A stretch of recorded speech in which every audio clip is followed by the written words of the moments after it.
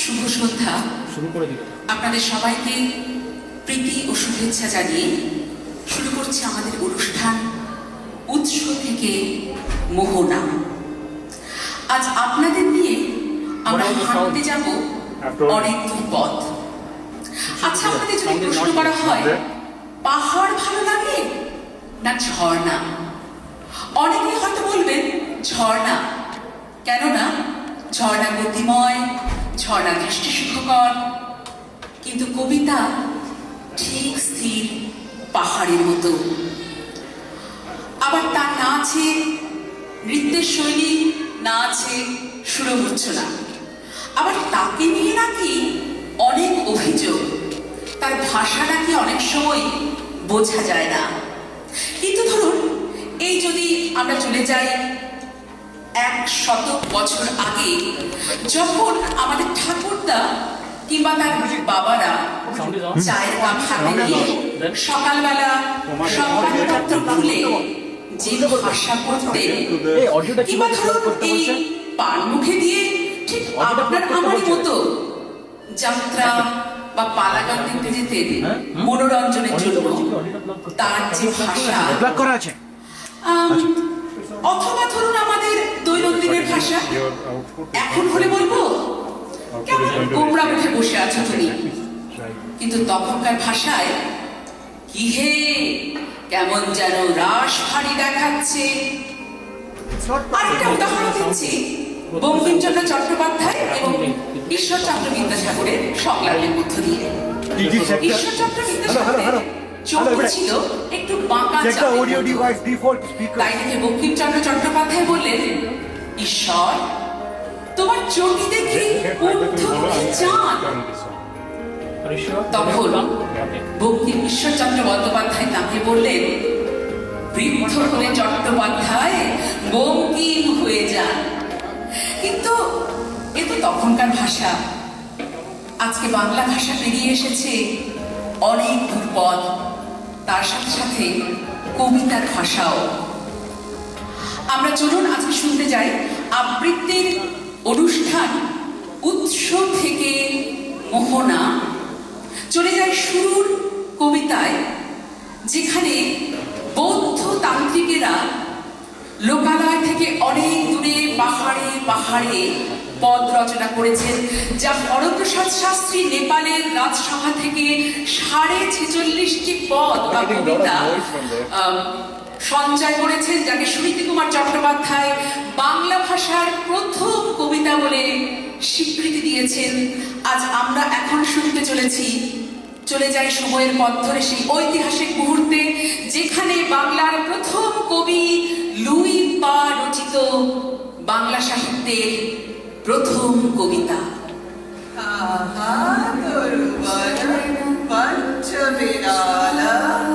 চঞ্চল ছিয়ে বৈঠা কাল ঈদ করিয়ে মহাশুভ পরিমাণ লুই भने গুরু বুঝিও যা নগরবাহী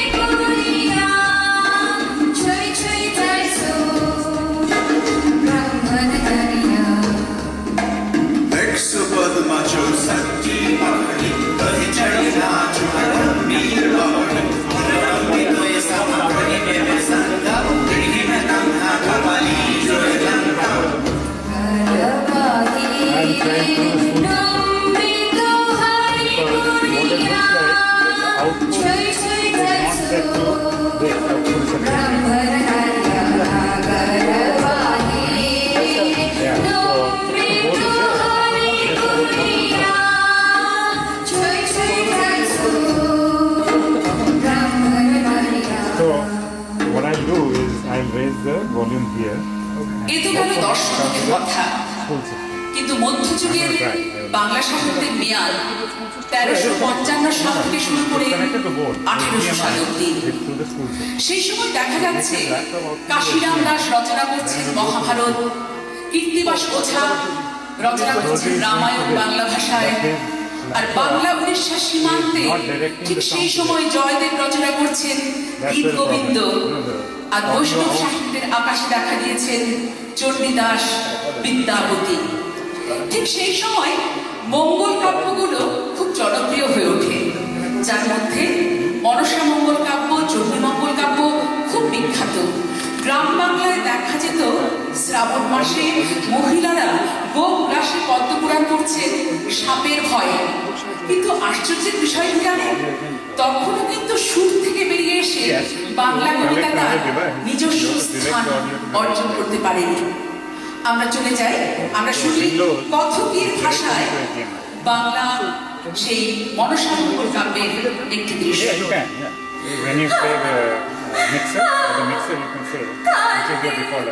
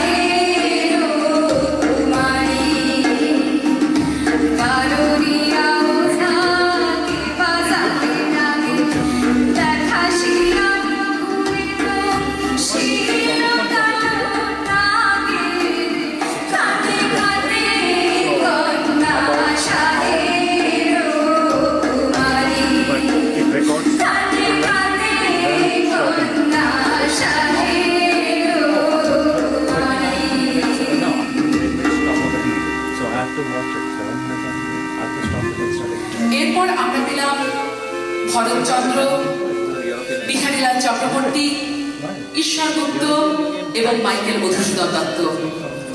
মাইকেল মধুসূদন দত্ত স্বপ্নতার বায়রন হওয়া, পাড়ি দিলেন বিদেশে, বিয়ে করলেন দ্বিতীয়বার রেবেকার পর হেনরিয়েটাকে, গ্রহণ করলেন খ্রিস্ট ধর্ম। কিন্তু ইংরেজ সাহিত্যিক হিসেবে তার খ্যাতি মিলল না, ফিরে আসলেন স্বদেশে। কিন্তু তার সাথে ফিরে আসলো ইতালীয় ভাষায় বাংলা সনেট। তার সেই সময়কার মনোভাব নিয়ে চলুন আমরা দেখি বাংলা সনেটের একটি রূপ।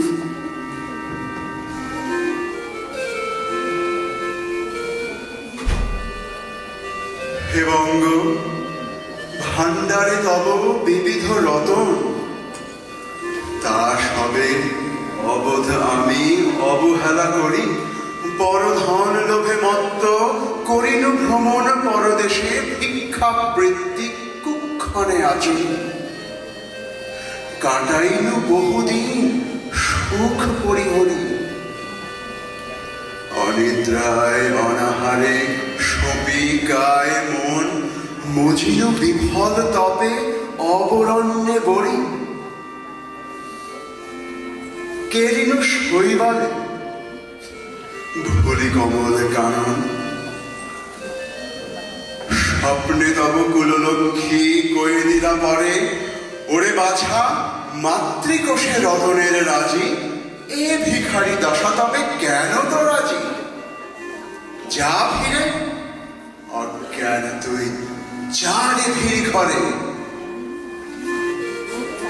পারিলাম আজ্ঞা সুখে, পাইলাম কালে মাতৃভাষার রূপ খনি।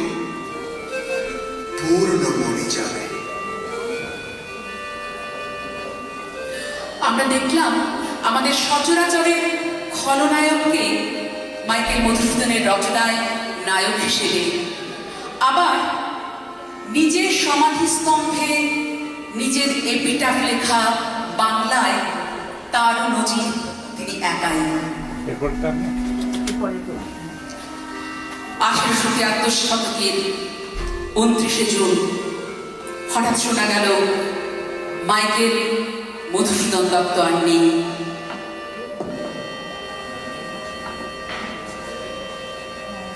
মাইকেল মধুসূদন মরতে পারে না, মরেনি, এ অসম্ভব।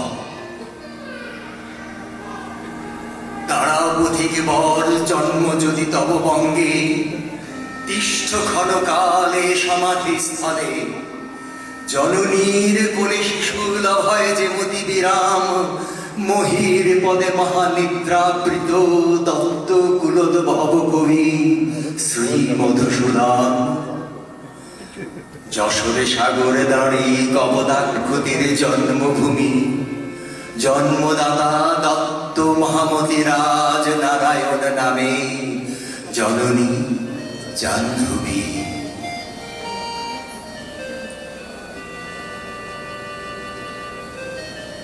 এরপর আমরা পেলাম রবীন্দ্রনাথকে। সজনীকান্ত দাশের চোখে তিনি নবীন, কিন্তু কল্লোল যুগের কবিদের চোখে তিনি প্রবীণ। কিন্তু তাকে দূরদ্রষ্টা বলতেই হবে, কেননা আজও রবীন্দ্রনাথের কবিতা আমাদের আশ্রয়স্থল। তিনি সেই সময়ই সে কথা বুঝতে পেরেছিলেন। আত্মে শতবর্ষ পরে কে তুমি পড়িছ বসি, আমার কবিতা খানি কৌতূহল ভরে। আজি হতে শতবর্ষ পরে এখন করিছে গান সে কোন নতুন কবি তোমাদের ঘরে। আজিকার বসন্তের আনন্দ অভিবাদন পাঠায় দিলাম তার করে। আজি হতে শতবর্ষ পরে, আজি হতে শতবর্ষ পরে।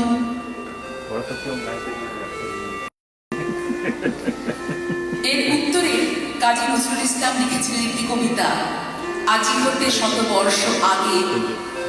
প্রবীণ কবির উদ্দেশ্যে নবীন কবির লেখা, কিন্তু আমরা সেই কবিতায় যাচ্ছি না। যখন কবিগুরু রবীন্দ্রনাথ একটি বই উৎসর্গ করলেন কাজী নজরুল ইসলামকে, তখন তার যে মনের উল্লাস উচ্ছ্বাস আমরা শুনি এই কবিতায়। আজ সৃষ্টি সুখের উল্লাসে, আজ সৃষ্টি সুখের উল্লাসে, মন মুখ ভাসে, মোরে চোখ ভাসে, মন কাব্য দিয়ে ভাসে। আজ সৃষ্টি সুখের উল্লাসে, আজকে আমার দুঃখ প্রাণের কল্লোলে, পারলে কি ওই চাঁদ জোয়ার দুবার ভাঙা কল্লোলে। আসতো আসি আসতো ভাবো, মুক্তি এলো আসতো ভাবো, মুখ ফোটে পাবো, মুখ ফোটে তোর তিক্ত দুঃখের সুখাতে। ওই রিক্ত বুকের দুঃখ আজ সৃষ্টি সুখের উল্লাস, আজ সৃষ্টি সুখের উল্লাস। আসলো উদাস ষষ্ঠ উদাস, সৃষ্টি ঝরা বুক ফাটা শ্বাস, তুল্য সাগর তুল্য আকাশ, ছুটল বাতাস গগন ফেটে চক্র ছুটে, নীলাম পানির সুর আসে। ওই ধূমকেতুকে উল্টাতে চাই, সৃষ্টিটাকে উল্টাতে। আর তাই দেখি আজ বক্ষে আমার লক্ষ ভাগের সুর আসে। আজ সৃষ্টি সুখের উল্লাসে, আজ সৃষ্টি সুখের উল্লাসে। আজ কপট হোপের বন্ধুরি, ওই আসলো যত সুন্দরী। কারোর পায়ে গোপডালা ঘুম, কেউ বা আগুন, কেউ মানিনি চোখের জলে বুক ভাসে। তাদের প্রাণে বুক ফাটে, তাও মুখ ফোটে না বাণীর বিনা মোর পাশে। ওই তাদের কথা শোনাই তাদের, আমার চোখে জল আসে। আজ সৃষ্টি সুখের উল্লাসে, আজ সৃষ্টি সুখের উল্লাসে। আজ জাগলো সাগর, হাসলো মরু, কাব্য কোধর কানজ বিশ্বরূপান আষ্টমান উছলে উছান ভৈরবীদের গান ভাসে ডাইনে শিশু সদ্যজাত জড়াই মরা বাম পাশে ছুটছে ধোয়াদ পদ্মহারা অশ্ব যেন পাত্রাসে আজ সৃষ্টি সুখের উল্লাসে আজ সৃষ্টি সুখের উল্লাসে, আজ সৃষ্টি সুখের উল্লাসে, আজ সৃষ্টি সুখের উল্লাসে। একদল তরুণ তুর্কি যারা রবীন্দ্র বিরোধী বাংলা কবিতার ভাষায় এক যুগান্তকারী পরিবর্তন এনে জন্ম দিল একটি যুগে যার নাম কল্লোল যুগ। তাদের মধ্যে ছিলেন সুভাষ মুখোপাধ্যায়, বিষ্ণু দে, বুদ্ধদেব বসু, অজিত কুমার সেনগুপ্ত এবং জীবনানন্দ দাশ, এছাড়াও আরো অনেকে। জীবনানন্দ দাশের মধ্যেই আমরা প্রথম পেলাম মিষ্টি মধুর বাংলা ভাষার উৎসমুখ। অনেক সময় সেখানে নারী ও প্রকৃতি মিলেমিশে একাকার। বলছি সাউন্ডটা বেশি হয়।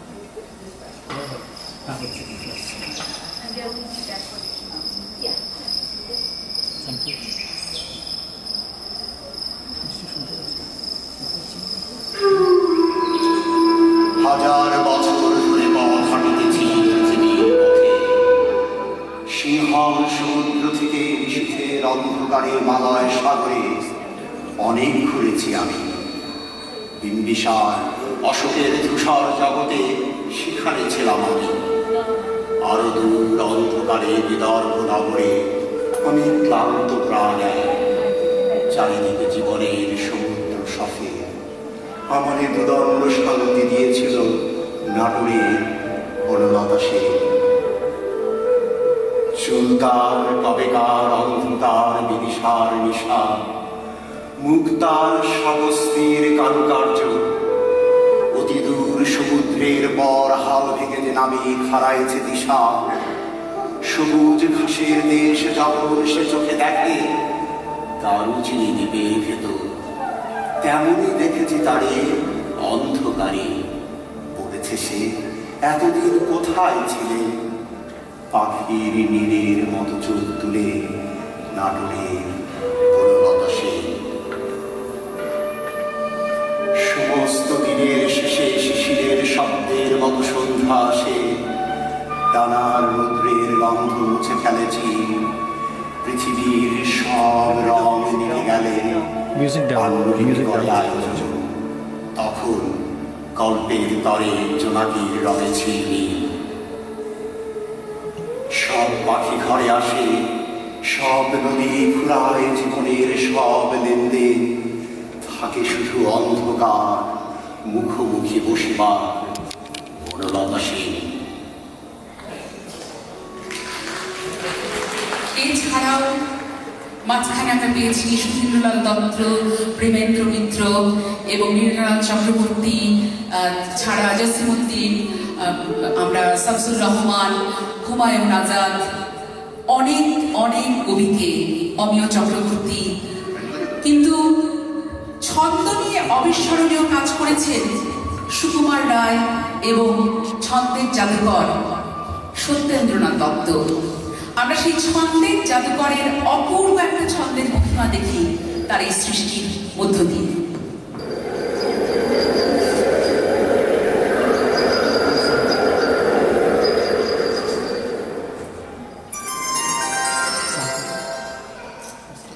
শিক্ষার তিনটা তিনজন পাল্লা চৌপর তিনঘর দেয় দুপুর পাল্লা শিক্ষান তিনদার শিক্ষান তিনদার শিক্ষান তিনদার তিনজন মাল্লা চৌপর দিন ভোর দেয় দূর পাল্লা শিক্ষান তিনদার শিক্ষান তিনদার পারময় ঝোপঝাড় জঙ্গল জঞ্জাল, জলময় শৈবাল পান্নার ডাকসা,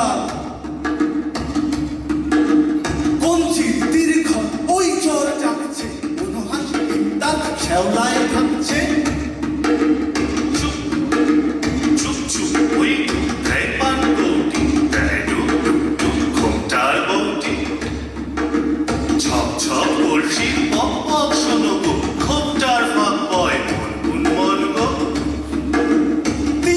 ছিপখান মন্থর যাচ্ছে তিনজন মাল্লায় কোন গান গাচ্ছে কোন গান গাচ্ছে ছিপখান দিনদার ছিপখান দিনদার ছিপখান দিনদার তিনজন মাল্লা চৌপর দিন ভর দেয় দূর পাল্লা ছিপখান দিনদার ছিপখান দিনদার রূপসালী খান বুঝি এই দেশে সৃষ্টি খুব ছায়া যার শাড়ি তার হাসি মিষ্টি মুখখানি মিষ্টি রে মুখখানি মিষ্টি রে চোখ দুটি ভোমরা ভাব কদমের ভরার দেখো তোমরা পান বিনে ঠোঁট রাঙা পান বিনে ঠোঁট রাঙা চোখ কালো ভোমরা রূপসালী খান ভানো রূপ দেখো তোমরা দেখো তোমরা ছিপখান দিনদার ছিপখান দিনদার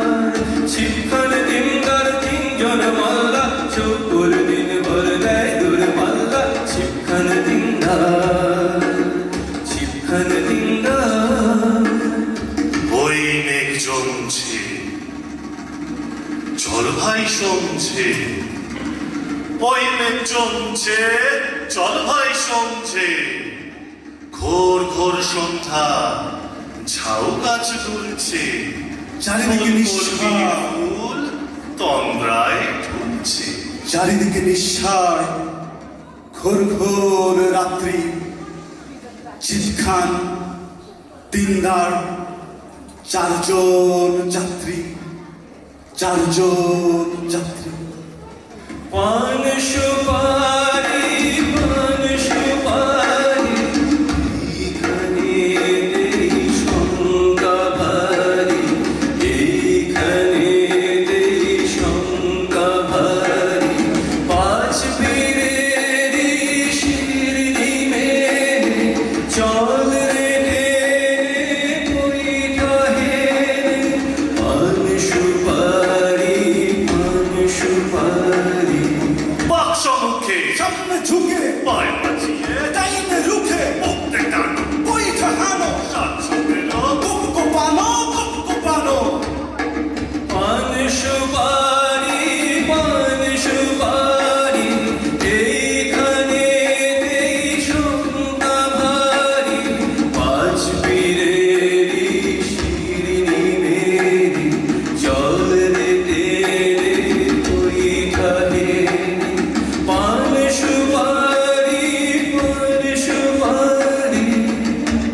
হার বেরুনো খেজুরগুলো হার বেরুনো খেজুরগুলো তাই যেন ছামর নাচতে ছিল সন্ধ্যা দমে দেখে কি ঘুমতে গেল জমজমাট জাঁকিয়ে ক্রমে রাত্রি এলো রাত্রি এলো রাত্রি এলো রাত্রি এলো পান সুপারি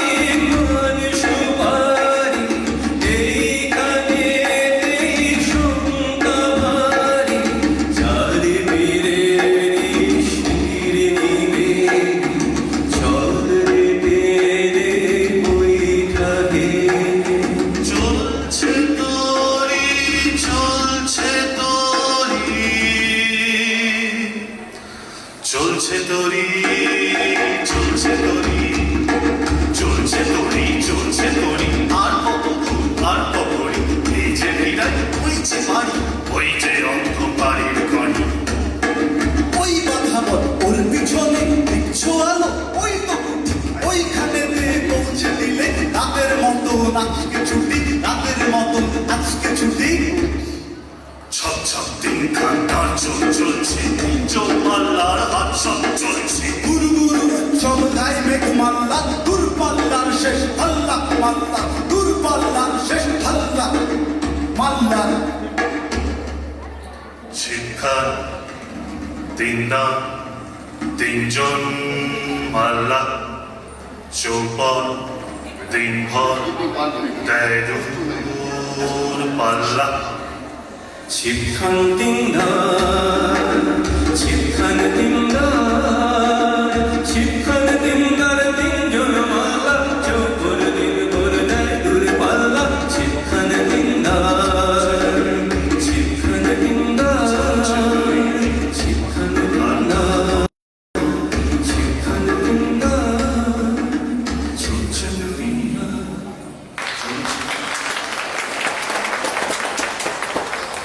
এরপর আমরা পেলাম মধ্যরাতের কলকাতা শাসন করা এবং কফি হাউসের আলোড়ন তোলা সুনীল গঙ্গোপাধ্যায়, শক্তি চট্টোপাধ্যায়কে।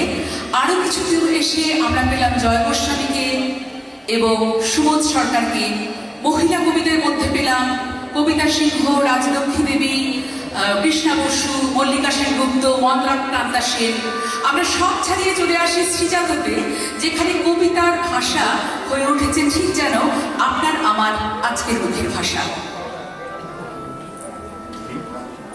রঞ্জিনী, অসীমকালে যে হিল্লোলে তোমার বাবা দরজা খুলে, দেখি আমার প্রাণ উবে যায় রঞ্জিনী।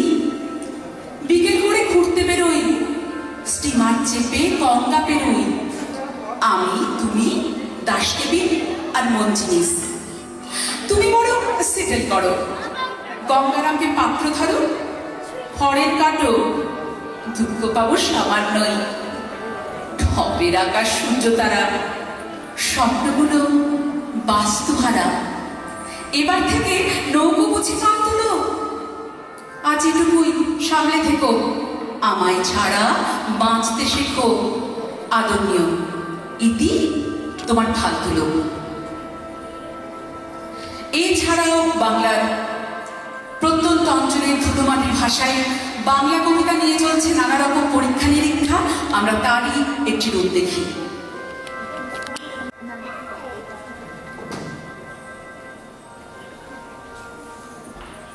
और भी ठाकुर है, आपका भी ठाकुर है, तो क्या ई पुस्तक है हमारे ग्राम दिखे जाबो, तो क्या ई पुस्तक है हमारे घर के लिए जाबो।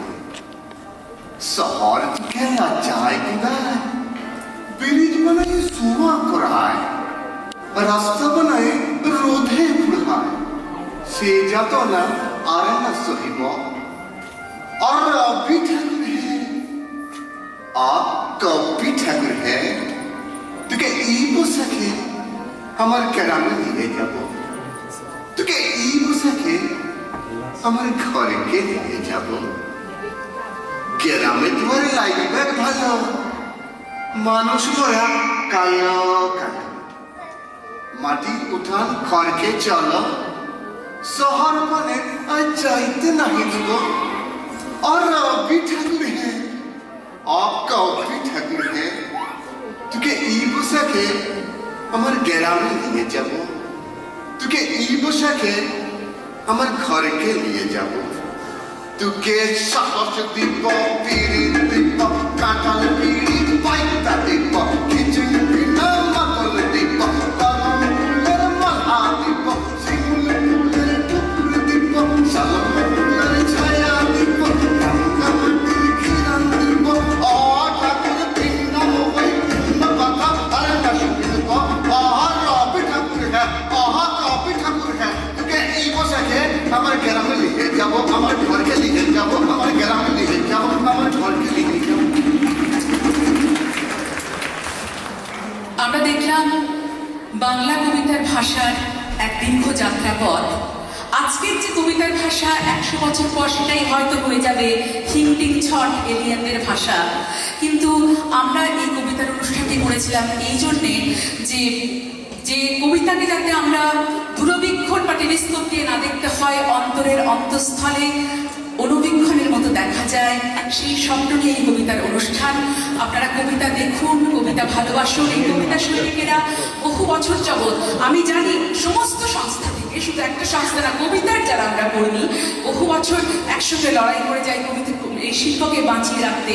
এই শিল্পের দর্শক সংখ্যা কমে আসছে, যাতে এটা আপনাদের মধ্যে ভালোবাসার ভাবে মনের অন্তরে যাতে থাকে, তার জন্য এই প্রচেষ্টা। আমি বিশেষভাবে ধন্যবাদ জানাই জয়কে এবং কালচারাল সেক্রেটারি রিনাকে এবং বাংলার সমস্ত যারা এই আমাদের সাংস্কৃতিক বোর্ডের এবং যা ইসি যারা আছেন, সবাই আমাদের সাংস্কৃতিক সহকর্মী হিসেবে। স্বামী বিবেকানন্দ বলেছেন, expansion is life, contraction is death. এই কথাগুলো আমরা জানি, কিন্তু কাজে কর্মে তারা আনন্দবেলা করিয়ে দেখিয়েছেন। সেই জন্য অনেক ধন্যবাদ আপনাদেরকে, অনেক শ্রদ্ধা আপনাদেরকে, সবার পক্ষ থেকে। ভালো থাকবেন।